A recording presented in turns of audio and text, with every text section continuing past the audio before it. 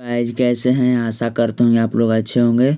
आज हम आप लोग के लिए लेकर आए हैं क्लास 10th साइंस का मोस्ट ऑब्जेक्टिव क्वेश्चन जो आपके बोर्ड एग्ज़ाम के लिए काफ़ी यूजफुल साबित होगा। तो चलिए अब शुरू करते हैं बिना समय गवाए। जो लोग इस चैनल पर नए हैं और चैनल को सब्सक्राइब नहीं किए हैं तो चैनल को सब्सक्राइब कर लें और अपने दोस्तों के पास शेयर करें ताकि वो भी इस वीडियो का लाभ ले सके। तो चलिए अब शुरू करते हैं। साइंस का क्वेश्चन है आपका, इसमें आपका 80 क्वेश्चन हम करवाएंगे। जिस तरह बोर्ड एग्ज़ाम में पूछा जाता है उसी तरह हम आपको 80 क्वेश्चन जो भी आई है वो सब है। तो चलिए इसका पहला क्वेश्चन आपका है कि सूर्य तथा तारों की विशाल ऊर्जा का स्रोत है। ए में नाभिकीय संलग्न, बी में नाभिकीय विखंडन, सी में दोनों की, डी में कोई नहीं। तो आपका राइट आंसर हो जाएगा नाभिकीय संलग्न। क्या है? नाभिकीय संलग्न है। सूर्य तथा अन्य तारों की विशाल ऊर्जा स्रोत है। क्वेश्चन नंबर अगला है कि इसमें कौन दर्पण सूत्र है। ए में 1/v + 1/u बराबर 1/f, बी में 1/u - 1/v बराबर 1/f, सी में 1/v बराबर v/1 बराबर 1/f और डी में v/1 + 1/u बराबर 1/f। तो आपका राइट आंसर हो जाएगा 1/v + 1/v बराबर 1/f। ऑप्शन नंबर ए हो जाएगा आपका दर्पण सूत्र है। चलिए क्वेश्चन नंबर अगला देखते हैं। क्वेश्चन नंबर अगला आपका है कि टिंडल का प्रभाव देखा जा सकता है। ए में जंगल में, बी बाजार में, सी खेतों में, डी इनमें से सभी में। तो आपका राइट आंसर हो जाएगा जंगल में। टिंडल का प्रभाव जंगल में देखा जा सकता है। चलिए अगला क्वेश्चन है क्वेश्चन नंबर 4, तारे के टिमटिमाने की व्याख्या किस सिद्धांत पर आधारित है। मैंने कहा जा रहा है तारों के टिमटिमाने की व्याख्या किस सिद्धांत पर आधारित है। ए में अपवर्तन का सिद्धांत, बी में प्रकीर्णन का सिद्धांत, सी में वर्ण विक्षेपण का सिद्धांत और डी में आपका है इनमें कोई नहीं। तो राइट आंसर हो जाएगा अपवर्तन का सिद्धांत। तारे के टिमटिमाने का व्याख्या किस सिद्धांत पर है? अपवर्तन के सिद्धांत पर है। चलिए अगला क्वेश्चन है कि समान नेत्र के रेटिना पर बनने वाला प्रतिबिंब होता है। ए में आभासी और सीधा, बी में वास्तविक और सीधा, सी में वास्तविक और उल्टा और डी में आपका है आभासी और उल्टा। तो आपका राइट आंसर हो जाएगा वास्तविक और उल्टा। समान नेत्र के रेटिना पर है जो बनने वाला प्रतिबिंब वास्तविक होता है और उल्टा होता है। चलिए अगला क्वेश्चन आपका है कि किसी विद्युत बल्ब से 1 मिनट में 120 कूलाम आवेश प्रवाहित हो रहा है तो विद्युत धारा का मान क्या होगा। ए में 1 एम्पीयर, बी में 2 एम्पीयर, सी में 3 एम्पीयर और डी में आपका हो जाएगा 4 एम्पीयर। तो राइट आंसर आपका हो जाएगा 2 एम्पीयर। अगर किसी विद्युत बल्ब में 1 मिनट में 120 कूलाम आवेश प्रवाहित हो रहा है, धारा का मान कितना होगा? 2 एम्पीयर होगा। चलिए क्वेश्चन नंबर अगला आपका है क्वेश्चन नंबर 7, किस उपकरण में धन और ऋण का चिन्ह नहीं होता है। यह क्वेश्चन VVI दोस्तों, इसको आप याद कर लीजिएगा। किस उपकरण में धन और ऋण का चिन्ह या प्लस या माइनस का चिन्ह नहीं होता है। ए में आमीटर, बी में वोल्ट मीटर, सी में कुंडली और डी में विद्युत सेल। तो आपका राइट आंसर हो जाएगा कुंडली। क्या हो जाएगा? कुंडली। मतलब कुंडली में धन और ऋण का चिन्ह नहीं होता है। क्वेश्चन नंबर 8, लघु पतन के समय परिपथ में विद्युत धारा का मान क्या होगा। ए में बहुत अधिक होगा, बी में बहुत कम, सी में 3 एम्पीयर और डी में एम्पीयर। तो आंसर हो जाएगा आपका बहुत अधिक। लघु पतन के समय परिपथ में विद्युत धारा का मान अधिक होगा। क्वेश्चन नंबर 9, विद्युत चुम्बकीय प्रेरक की खोज किसने की थी। ए में फैराडे, बी में मैक्सवेल, सी में एम्पियर और डी में फ्लेमिंग। तो आपका राइट आंसर हो जाएगा फैराडे। विद्युत चुम्बकीय प्रेरक की खोज फैराडे ने की थी। चलिए क्वेश्चन अगला देखते हैं। क्वेश्चन अगला है कि एक उत्तल लेंस होता है सभी जगह समान मोटाई का, बीच की अपेक्षा किनारों में मोटा, सी में किनारों की अपेक्षा बीच में मोटा और डी में इनमें से कोई नहीं। तो आपका राइट आंसर हो जाएगा किनारों की अपेक्षा बीच में मोटा होता है। उत्तल लेंस कैसा होता है? तो किनारों की अपेक्षा बीच में मोटा होता है। क्वेश्चन नंबर अगला है कि अवतल लेंस का आवर्धन m बराबर क्या होता है। अवतल लेंस का आवर्धन नियम बराबर क्या होता है? ए में यू बटा भी, बी में यू गुने भी, सी में यू प्लस भी और डी में भी बटा यू। तो आपका राइट आंसर हो जाएगा भी बटा यू। अवतल लेंस का आवर्धन बराबर होता है भी बटा यू। चलिए क्वेश्चन नंबर अगला है कि गोलीय दर्पण में फोकसांतर एवं वक्रता त्रिज्या के बीच क्या संबंध है?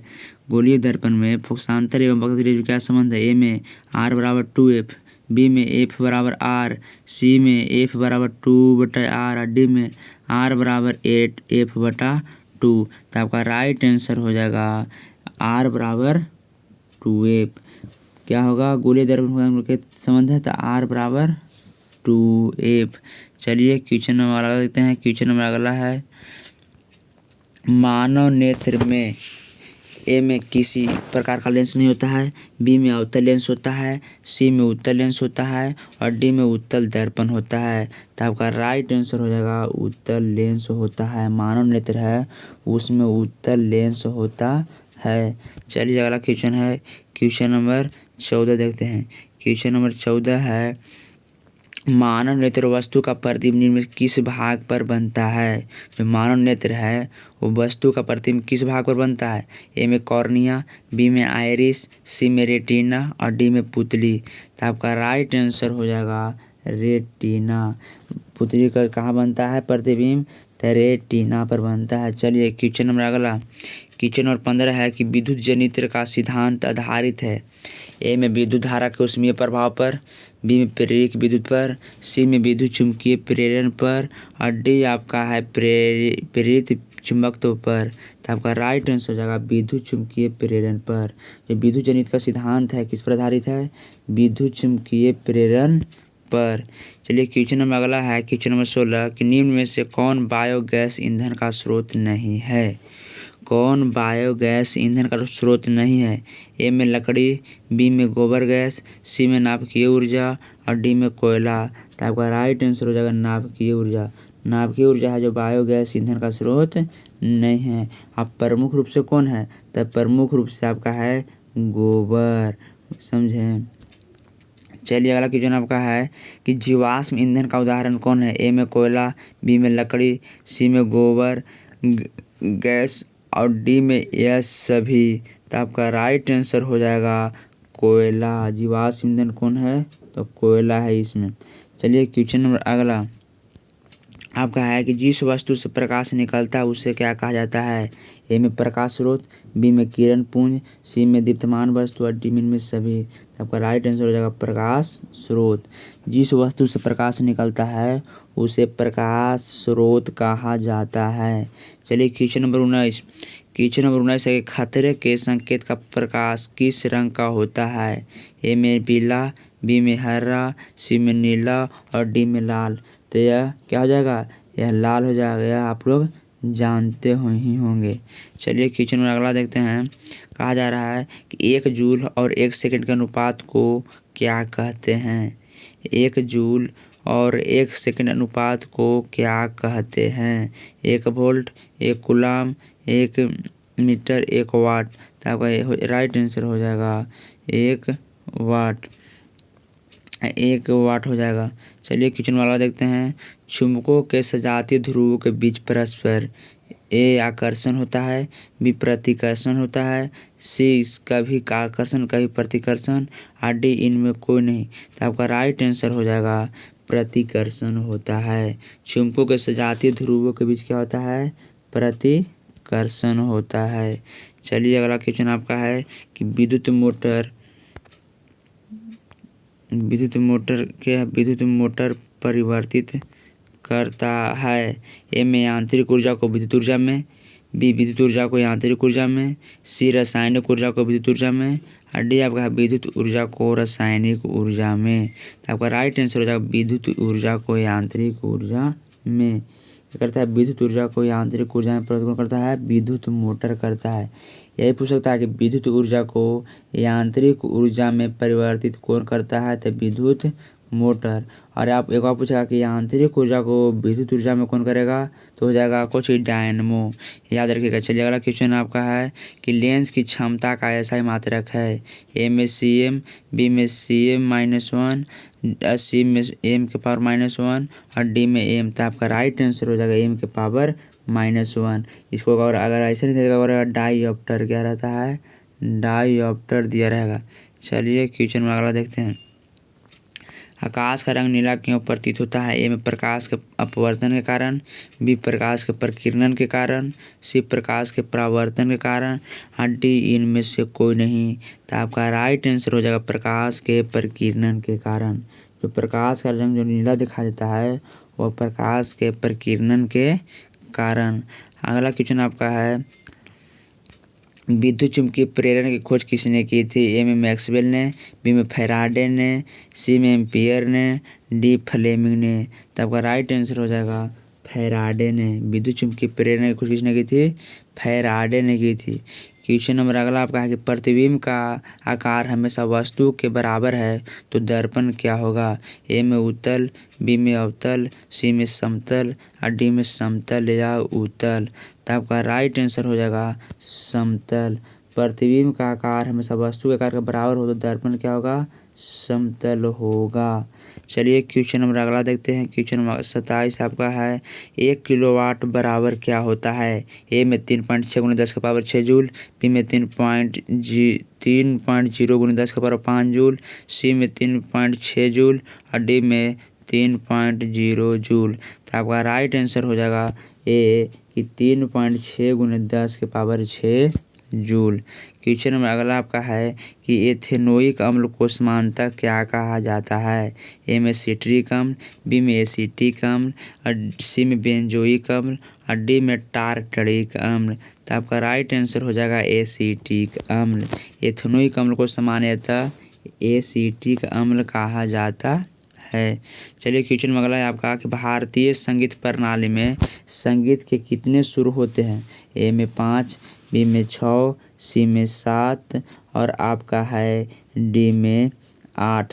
तो आपका राइट आंसर हो जाएगा 7। कितने सुर होते हैं? 7 होते हैं।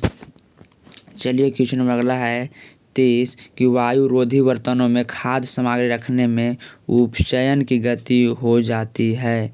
ए में धीमी, बी में तीव्र, सी में बराबर और डी में अति तीव्र। तो आपका राइट आंसर हो जाएगा धीमी। क्या हो जाती है? धीमी। वायुरोधी बर्तनों में खाद्य सामग्री रखने में उपचयन की गति क्या हो जाती है? धीमी हो जाती है। चलिए क्वेश्चन में अगला है आपका कि नीचे दी गई अभिक्रिया में कौन सा कथन सही है? 2Cu + O2 = 2CuO।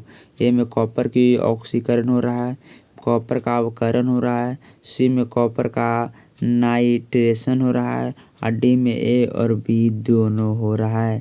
तो आपका राइट आंसर हो जाएगा ए का ऑप्शन नंबर ए, कॉपर का ऑक्सीकरण हो रहा है। क्या हो रहा है? कॉपर का ऑक्सीकरण हो रहा है। अगला क्वेश्चन आपका है जो मोस्ट इम्पोर्टेंट क्वेश्चन है, VBI सिल्वर क्लोराइड का रंग कैसा होता है? ए में श्वेत, बी में पीला, सी में हरा और डी में काला। तो आपका राइट आंसर हो जाएगा श्वेत। सिल्वर क्लोराइड का रंग कैसा होता है? श्वेत। अगर आपका ऑप्शन श्वेत नहीं रहेगा तो उजला रहेगा, उजला मार दीजिएगा। और एक और क्वेश्चन आपका है जो फेरस सल्फेट क्रिस्टल का रंग कैसा होता है, ये पूछता है। तो उसका रंग क्या होता है? तो उसका रंग हरा होगा, ध्यान दीजिएगा। लेकिन इसका रंग क्या होगा? श्वेत। चलिए अगला क्वेश्चन देखते हैं। क्वेश्चन अगला है कि समीकरण CaCO3 को ऊष्मा से संयोजन CO + CO2 को किस प्रकार का समीकरण है? ए में वियोजन, बी में संयोजन, सी में उभयगामी और डी में आपका है प्रतिस्थापन। तो आपका राइट आंसर हो जाएगा वियोजन। क्या है? वियोजन अभिक्रिया है। चलिए अगला क्वेश्चन देखते हैं। क्वेश्चन नंबर अगला आपका है किसी लाल तप्त आयरन पर जल वाष्प प्रवाहित करने पर कौन सा यौगिक प्राप्त होता है?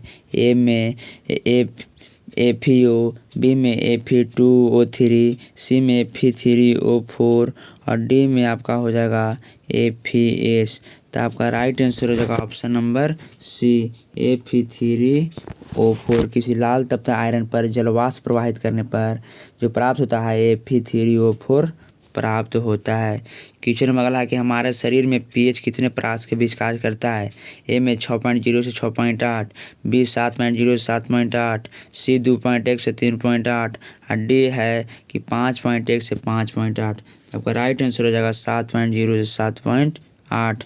क्वेश्चन नंबर अगला है कि बेकिंग पाउडर का अणु सूत्र क्या है। ए में Na2CO3, बी में CaCO3, सी में NaHCO3 और डी में NaNO3। तो आपका राइट आंसर हो जाएगा option number C NaHCO3। Baking powder का अणु सूत्र होता है, इसको बोलते हैं सोडियम बाइकार्बोनेट। क्या कहा जाता है? सोडियम बाइकार्बोनेट कहा जाता है। चलिए अगला क्वेश्चन देखिए। अगला क्वेश्चन आपका है कि निम्न में कौन आयनिक यौगिक है। ए में CH4, बी में CO2, सी में CaCl2 और डी में है NH3। तो आपका राइट आंसर हो जाएगा CaCl2। CaCl2 को आयनिक यौगिक कहा जाता है। चलिए अगला क्वेश्चन है, एक और क्वेश्चन आपका रहेगा आयनिक यौगिक विजातीय यौगिक। अगर विजातीय यौगिक आपका पूछेगा तो राइट हो जाएगा प्लास्टर ऑफ पेरिस। का हो जाएगा प्लास्टर ऑफ पेरिस को विजातीय यौगिक कहा जाता है। चलिए क्वेश्चन नंबर आपका 38 है, निम्न में कौन सा पदार्थ ऑक्सीजन से सहयोग नहीं करता है।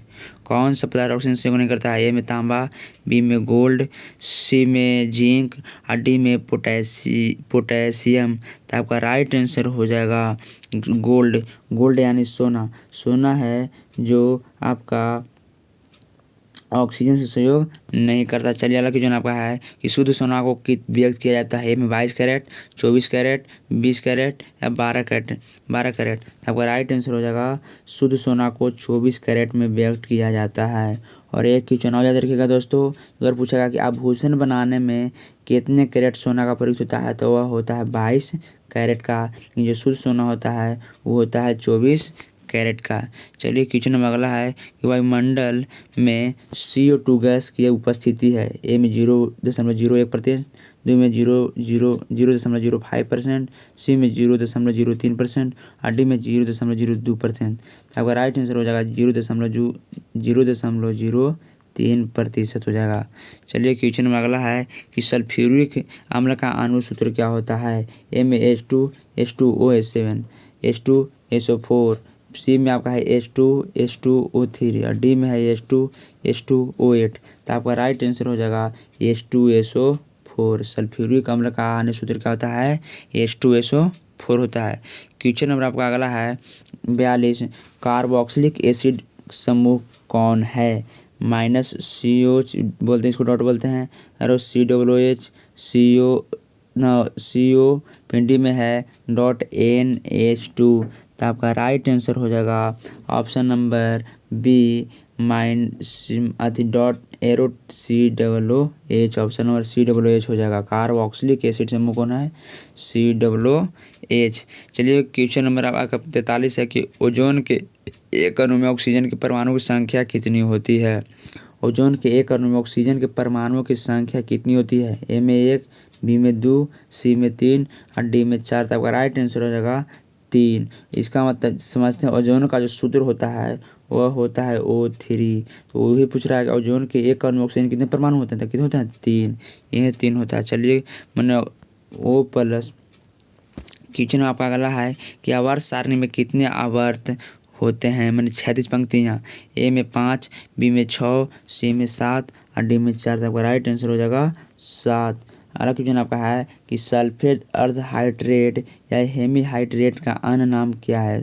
सल्फेट अर्ध हाइड्रेट या हेमी हाइड्रेट का अन्य नाम क्या है। ए में जिप्सम, बी में प्लास्टर ऑफ पेरिस, सी में विरंजक चूर्ण और डी में है इनमें कोई नहीं। आपका राइट आंसर हो जाएगा प्लास्टर ऑफ पेरिस। सल्फेट अर्ध हाइड्रेट का जो नाम है वह प्लास्टर ऑफ पेरिस है। क्वेश्चन में अगला है ऑक्सीजन की परमाणु संख्या क्या है। ऑक्सीजन की परमाणु संख्या ए में 7, बी में 8, सी में 9 और डी में आपका 10। आपका राइट आंसर हो जाएगा 8। जो ऑक्सीजन की परमाणु संख्या हुआ है 8 है। चलिए अगला क्वेश्चन देखते हैं। अगला क्वेश्चन आपका है कि 1 पिकोमीटर कितने मीटर के बराबर होता है। 1 पिकोमीटर कितने पिकोमीटर के बराबर होता है। ए में 10⁻⁻10 मीटर, बी में 10⁻⁻11 मीटर, सी में 10⁻⁻12 मीटर और डी में आपका है कि 10⁻13 मीटर। आपका राइट आंसर हो जाएगा ऑप्शन नंबर सी 10⁻12 मीटर। क्या हो जाएगा? 10⁻12 12 मीटर हो जाएगा। क्वेश्चन में अगला है 48, एथेनॉल का क्रियाशील मूलक है। ए में -OH, बी में -CHO, सी में .COOH और डी में आपका 7CO। तो आपका राइट आंसर हो जाएगा OH। एथेनॉल का क्रियाशील मूलक कौन है? OH है।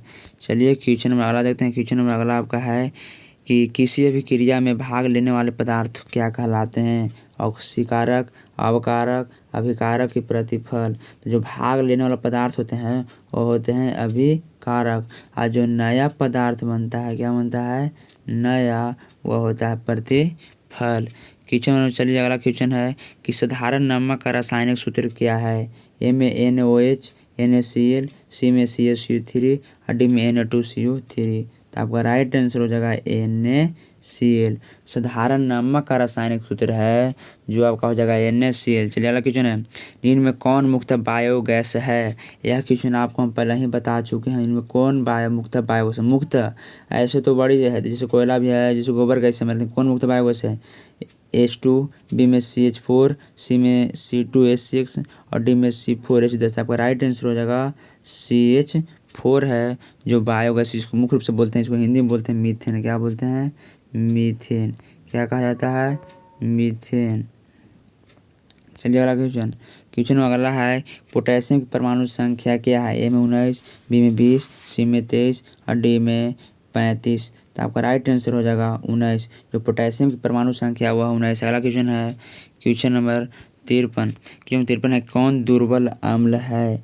कौन दुर्बल अम्ल है? ए में HCl, बी में HNO3, सी में H2SO4 और डी में CH3COOH। आपका राइट आंसर हो जाएगा option number D CH3COOH। Carbon क्या है? ए में धातु, बी में अधातु, सी में उपधातु और डी में कोई नहीं था। आपका राइट आंसर होगा अधातु। कार्बन क्या है? अधातु है। चलिए अगला क्वेश्चन, नर युग्मक तथा मादा युग्मक के संयोजन से क्या बनता है? ए में जाइगोट, बी में अंडाणु, सी में शुक्राणु और डी में वीर्य। तो आपका राइट आंसर हो जाएगा जाइगोट। नर युग्मक तथा मादा युग्मक के संयोजन से जाइगोट बनता है। चलिए क्वेश्चन नंबर अगला है क्वेश्चन नंबर कहाँ चल रहे थे? क्वेश्चन नंबर आपका था अभी, हाँ, किसी जीव की जीनी संरचना क्या कहलाता है? किसी जीव की जीनी संरचना क्या कहलाता है? लक्षण प्ररूप या फिनोटाइप, जीन प्ररूप या जीनोटाइप, या सी में आनुवंशिकी और डी में भिन्नता। आपका राइट आंसर होगा जीन प्ररूप या जीनोटाइप। किसी जीव की जीनी संरचना कहलाता है जीन प्ररूप या जीनोटाइप। क्वेश्चन में आपका अगला है कि मैदानी पारिस्थितिकी तंत्र में तृतीय उपभोक्ता कौन है? ए में हरा पौधा, बी में मेढक, सी में ग्रासहॉपर और डी में सर्प। तो आपका राइट आंसर हो जाएगा आपका ऑप्शन नंबर डी मैदानी पारिस्थितिकी तंत्र में तृतीय उपभोक्ता आपका सर्प है। क्वेश्चन में आपका 58 कि रक्त में आयरन की कमी से होने वाला रोग कौन है? ए में TB, बी मधुमेह, सी में एनीमिया और डी में उच्च रक्तचाप। तो आपका राइट आंसर हो जाएगा एनीमिया। रक्त में आयरन की कमी से जो होने वाला रोग है वह है एनीमिया। चलिए क्वेश्चन है कि कवक में पोषण की कौन सी विधि होती है? ए में स्वपोषी, बी में मृतजीवी, सी में समभोजी और डी में आपका कोई नहीं। तो आपका राइट आंसर हो जाएगा मृतजीवी। कवक में पोषण की विधि होती है वह होती है मृतजीवी। चलिए क्वेश्चन नंबर 60, ऑक्सीजन है? ए में वसा, बी में एंजाइम, सी में हार्मोन और डी में कार्बोहाइड्रेट। तब क्या हो जाएगा option number C hormone. Oxygen क्या है? ऑक्सीजन क्या है? तो ऑक्सीजन क्या है? तो हार्मोन है। क्या है ऑक्सीजन? तो यह आपका क्या है? तो यह आपका हार्मोन है। ऑक्सीजन क्या है? यह आपका हार्मोन है। तो चलिए अब इतना ही तक रहने देते हैं, वीडियो ज़्यादा लंबा हो जाएगा। आपको 60 करा दें। अब बाकी ऑब्जेक्टिव है जो आपको सब पार्ट 2 में लेकर आएंगे। तो इतना ही रहने देते हैं। चलिए।